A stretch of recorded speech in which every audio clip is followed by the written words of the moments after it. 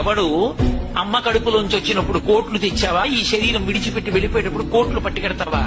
Alexander the world conqueror అనిపించుకున్నవాడు శరీరం విడిచిపెట్టే ముందు చెప్పుకున్నాడు, శవపేటికలోంచి 2 చేతులు ఇలా బయట పెట్టేసినవి పాతి పెట్టేసి బయట పైన బోర్డు పెట్టండి, Alexander the world conqueror who has conquered the entire world left this world without taking in a single naya paisa with him stretching his hands like this. ఇలా ఖాళీ చేతులతో వచ్చాడు, ఖాళీ చేతులతో వెళ్ళిపోయాడు. నువ్వు పట్టుకెళ్లేది ఏదైనా ఉంటే నీళ్లతో తడిపిన, బట్టతో తుడిచిన, ఎప్పుడూ చెరిగిపోని గీతలు గీసిన శిల్పి ఉన్నాడే పరమేశ్వరుడు. ఆయన్ని జ్ఞాపకం పెట్టుకుని ఆయన చెప్పినట్టు బతికి ధర్మాన్ని పట్టుకున్నవాడున్నాడే, వాడు శాశ్వత కీర్తి గణిస్తాడు. వాడు ఆ వంశంలో పుట్టిన కారణం చేత ఆ వంశం అంతా తరిస్తుంది. ఒక రఘుమహారాజు గారు పుట్టాడు, ఇక్ష్వాకు వంశం రఘువంశమైంది.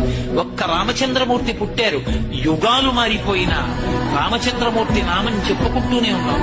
ఒక ధర్మరాజు గారు మహానుభావుడు, ఆయన పేరు చెప్తే చాలు పరవశించిపోతాం.